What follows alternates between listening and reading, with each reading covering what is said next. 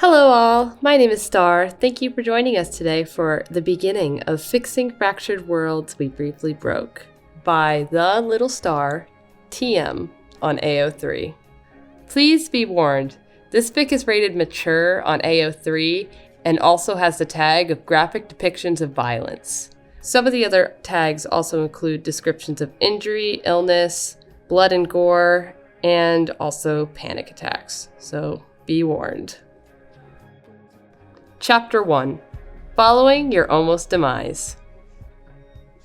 If you told Shadow a month ago, Chaos, even a few days ago, that he would be traveling through the void of an alternate universe with none other than Sonic the freaking Hedgehog dying in his arms, he wouldn't have believed you.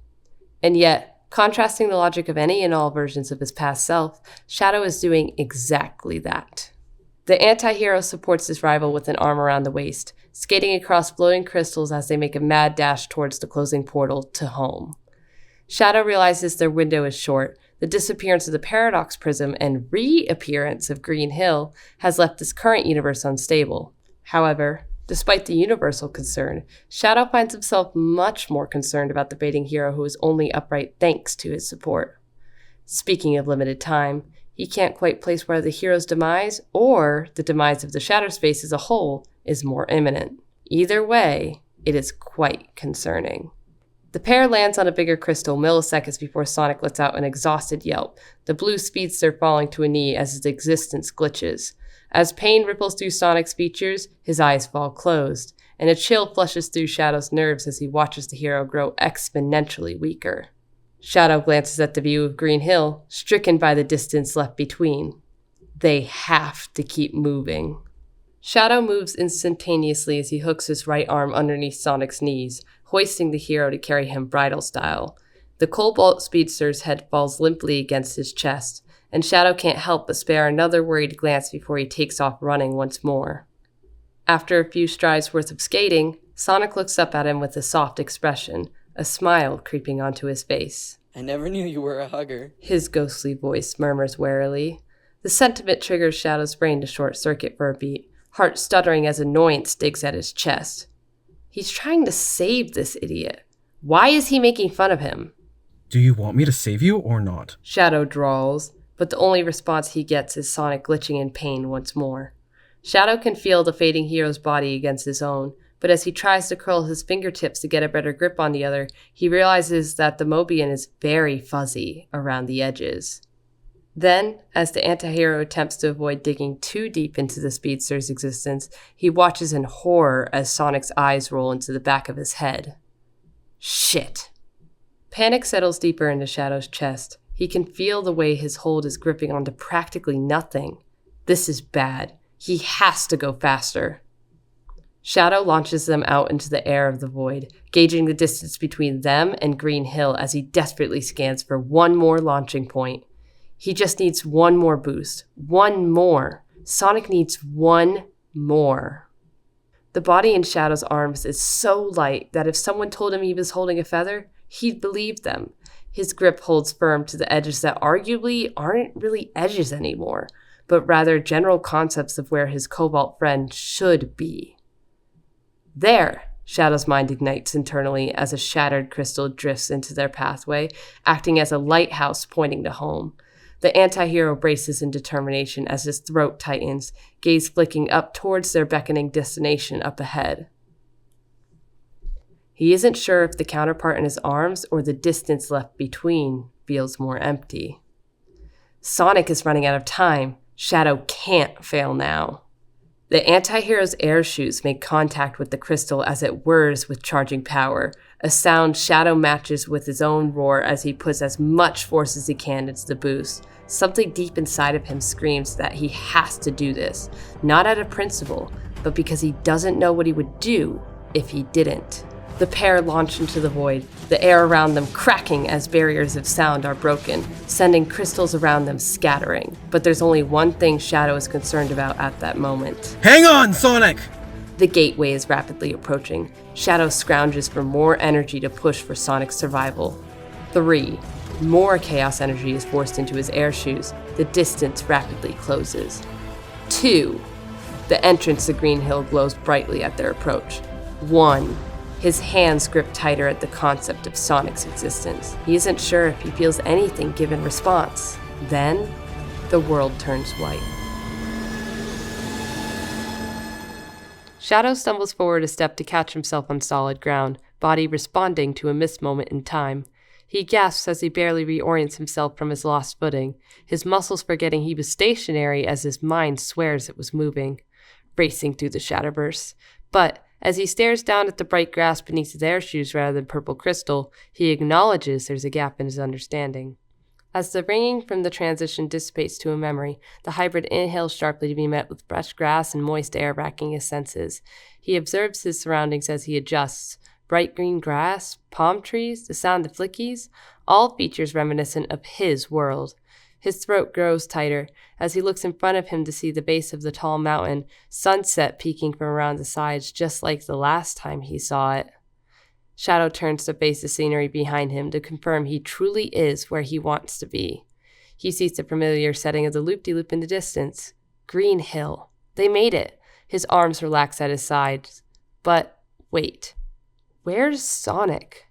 The realization of the hero's absence triggers Shadow to desperately scan his immediate vicinity for the blue hedgehog, uneasy emotion gripping at his insides as he passively grabs at his own chest, gloved fingertips brushing up against where Sonic was dying in his arms. Sonic? Shadow whispers quietly, but there's no trace of the hero. He feels the emotion in his chest grab tighter like a vice, crawling up into his throat. Sonic! Shadow calls gruffly, ignoring the light waver in his voice. Regardless, it seems like the sentiment falls on deaf ears. No. Shadow's insides twist, but before he has the chance to lose himself, the spiral halts at the sound of distant yelling. His ears perk as he works to locate the noise, head tilting up as he looks to the sky above, facing the cloudy peaks of the mountain. Before the Shadowverse, he followed Sonic up the mountain. Why else would he be at the bottom of the cliffs, if not for having been in the middle of doing the same thing? To confirm his sudden working hypothesis, Shadow focuses on the energy around him, finally picking up on the power that's been absent for days. His Chaos Emerald. Then it all clicks into place. Shadow pushes his nerve to the side as he fights for a newfound resolve within him, clenching his fists as he races up the mountain in an instant. It only takes a moment for the hybrid to reach the top, skidding to a stop at the entrance of the cave. He expects to see the scene moments before crystal shatter, anticipating he would have to step in to escape the possibility of being stuck in the Shadowverse again. But, much to his surprise, the scene he stumbles upon is different than before. Because lining the cave is Sonic's friends standing with shock-infected eyes as they look at Eggman, who has Sonic hugging his windshield? What? I'm just happy to see everyone. Even you, Eggy. Sonic states sweetly as he bolsters his voice with confidence, drawing a casual yet annoying inflection, all in one package. Despite the onset irritation, Shadow can't help but feel the tension inside of him loosen exponentially as he hears the blue hedgehog speak, the python of anxiety uncoiling as each moment drags out, although the existence of such feelings isn't released entirely. Sonic is alive, but the real question is he okay? That thought process triggers a new nauseous flutter to blossom in the hybrid's chest, and Shadow takes a step back as he shakes his head. Why would it matter if the hero was okay or not? That question is left unanswered as Shadow moves on from the dilemma to instead watch Eggman lash out. The villain shouts angry insults as he draws back the hood of his mech, launching a swift punch to the blue hedgehog's face. The hit is quickly followed suit with an even bigger hook from his mech, which sends Sonic scrambling for purchase in the air. Shadow suppresses a wince as his muscles twitch in reaction to seeing the hero be tossed around like a rag doll, the only explanation for the sick feeling curdling in his stomach being the fact that his damn nerves are on fire. But Sonic miraculously lands on his feet to rally with his friends, causing the dark hybrid to begrudgingly relax from his vantage point as he watches carefully, eyes narrowing. Part of him wants to jump into action to help out and make sure that hell can never happen again. But as he looks at the other Mobians in the cave, he hesitates. Those are Sonic's friends, his team. There is no need for him to intervene, at least, not yet. The team springs into action, fighting Eggman's goons as the Paradox Prism glows in the middle of the cavern. Chaos breaks out between the two parties, sending metal debris flying from across the cave and battle cries echoing through the walls. Team Sonic is obviously winning, but Shadow watches as Eggman approaches the Paradox Prism, latching onto it with his mech as he smiles. Shadow stands straight at the action, body twitching to run in when suddenly Sonic's voice cracks through the room. Take the shot, Tails! The hero commands, and Eggman is hit, losing his grip on the prism as he stumbles. The rest of Team Sonic activates in retaliation of the command, following one after another with an onslaught of attacks, which sends the mech toppling to the ground in front of the entrance.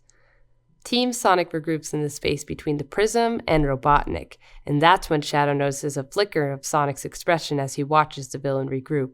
But the lingering look is quickly lost as Amy says something to him, triggering the hero to smile once more. The villain's mech recovers to stand to block Shadow's view of the team, spewing some nonsense of a villain speech to the heroes. Shadow doesn't care to listen to the details, instead warily watching the mech as it approaches the prism once more. As Eggman moves forward, he lowers in the hybrid's line of sight, giving way for Shadow to suddenly find his gaze locking onto the emerald eyes deep within the cave. The hero's gaze flicks in surprise before filling with pure joy at the acknowledgement. Shadow stills internally as his blood chills and buzz creeps into his brain. Nausea churns at whatever feelings he seems to be having clash. Rather than fighting the sensation, however, Shadow swallows softly to look over the blue hedgehog standing in the cave as he takes the opportunity to give the hero a true look over. Contrast to their final moments in the Shadowverse, Sonic looks to be all in one piece. No fading, no glitching, and thankfully, no passing out. He's not gray, ghostly, and more importantly, right here, despite the fact that Shadow swore he lost feeling of the other's existence. The blue hedgehog is standing, energized, and normal. After everything they went through, Sonic the Hedgehog is normal and fulfilling his duties just like he always has. Sonic is fine, entirely. It was like nothing even happened. Shadow kicks himself internally. It's embarrassing that his nemesis, recovered so seamlessly while he's over here tripping over his every move since his first breath back in Green Hill. Chaos. What is wrong with him? Shadow twists his wrists, summoning his Chaos Emerald into his hand, looking into the bright green. Energy swirls back at him in response. Things truly are back to how they were before. He glances back at Sonic, who watches him for a moment before giving him a small nod of understanding. Let's finish this. In a flash, Shadow finds himself perched elegantly on the Paradox Prism, one arm outstretched while the other holds his emerald. Everyone turns to look at him as he scowls, pushing any lingering thoughts and feelings away as he forces himself to be solely in the moment. Huh? Shadow? What the heck are you doing here? Eggman exclaims, and Shadow locks onto the statement. It's something for him to focus on. I'm the ultimate life form. I go anywhere I want. Shadow commands evenly, the statement second nature. Shadow feels the presence of the glowing Paradox Prism below him. All he needs to do is get the prism out of here. Then this would all be over. But his heart hesitates, and he spares a glance at Sonic. Something twangs at his insides, but immediately at the hesitation, Shadow scorns himself internally. What is happening to him? Why does he feel so off? Get a hold of yourself. Shadow tears his gaze away from the hero, gripping his emerald tighter. He needs to end this, for all of their sake. Chaos, control! The world around him gets entirely replaced, and Sonic and his friends are left behind. Shadow and the Paradox Prism are gone. No! What have you done? Eggman screams in immediate response, voice curdling in frustration. But the words feel empty as Sonic continues to stare at the empty crater. He wants to fall to his knees in relief. It's over. They did it. Sonic's friends glance at him, and that's the trigger that forces himself to move. He still has to make his closing remarks, and now is not the time to freeze up. The hero's body feels distant as he flips into the air, landing inside the crater of the missing prism. The action feels surreal as he scuffs his shoe in the rock, both reaffirming the prism's disappearance and settling a sense of despair that acknowledges the weight that time frame has left behind. But despite the forces of the past pulling at his strings, Sonic puts on a cocky grin. He has a name to live up to, after all. Sorry, Eggman, but when you got a crew like mine, there's nothing that can stop you. Those words only make the mastermind more upset, and Eggman fumes. But he also knows when he's beat. You haven't heard the last of me, Sonic! Sonic rolls his eyes and pitches his voice up in a terrible imitation of Eggman. Although, if you ask Sonic, he'd say he did a pretty good job. You will pay for this in ways you'd never imagine. Sonic then tosses a lazy hand at the villain. Honestly, after everything, his Eggman is seeming kinda lame right about now. Yeah, I've heard it a million times, Eggy. He states before narrowing his eyes at the villain. Can't wait for 1,000,001. Eggman picks up both of his robot henchmen with the claws of his mech. Cubot, Orbot, we're gonna need a bigger fleet! Sir, yes, sir. Orbot exclaims. Woo! I've always wanted a bigger fleet. Cubot tags in. And then Eggman retreats with his henchmen in hand. A breath of relief. It's finally over. All of it. Officially. They did it. All of Sonic's friends cheer, high-fiving one another as they dance around in pride. Meanwhile, Sonic's adrenaline begins to fade, and all of a sudden, his legs begin to feel like jello. Chaos. Without the anxiety of having to fix everything resting on his shoulders, he's left to feel so tired. The world that he shattered is finally fixed, back to normal, and he's here actually alive to see it. Great job, everyone, Amy exclaims, looking at the group. Why don't we all grab some food to celebrate? Yeah, let's go. I'm starving. Knuckles agrees. Rouge also hums an acknowledgement in time with a small nod from Tails, the younger Kit pulling out his keys to the tornado. Sonic looks at his friends as uncertainty creeps in, the keys fumbling in his brother's fingertips, glinting in what little light is left from the mouth of the cave. His friends want him to hang out. His real friends. The day is coming to a close just outside this cave, just like he can finally move on from the chapter of his life that involved the Shatterverse. But so many of those stories were left abruptly unfinished from his view. He doesn't truly know what happened to anyone after he woke up home. The idea of being social all of a sudden makes him feel really nauseous. I'll hang around and get started with the cleanup. Get your grub. I'll catch up with you guys later. Sonic declares, walking to a nearby piece of robot scrap and picking it up to demonstrate his plan. Rouge tilts her head at the hero, probably because Sonic isn't exactly known to volunteer to clean up after himself, like, ever. Tails blinks. Do you need some help? I don't mind staying behind.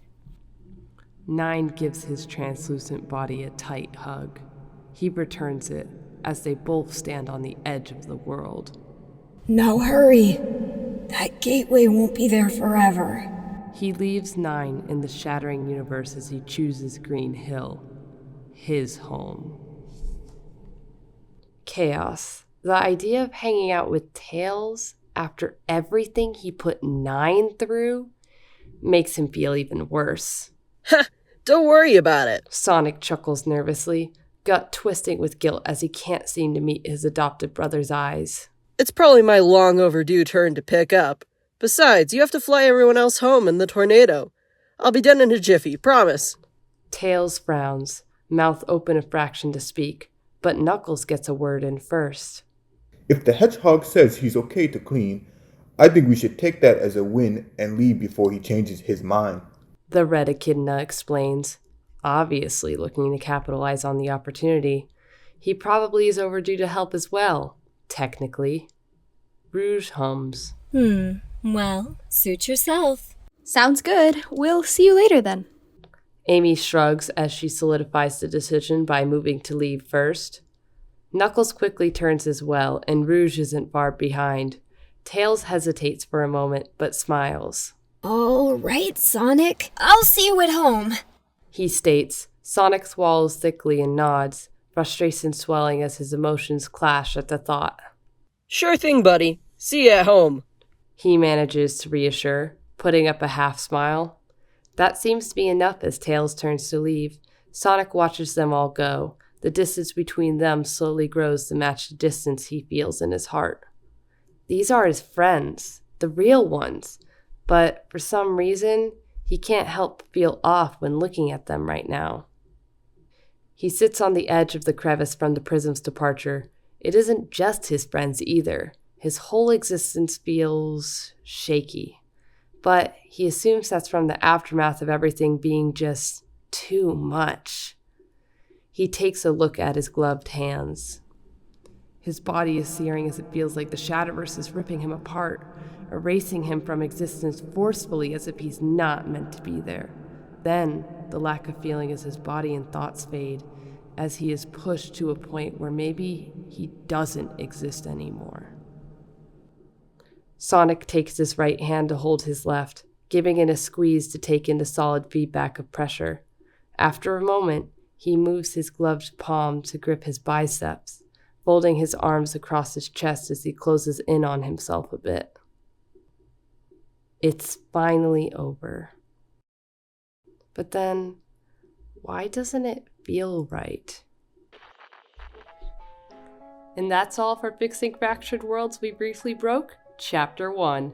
Be sure to follow me on TikTok, Twitter, Tumblr, and of course, AO3.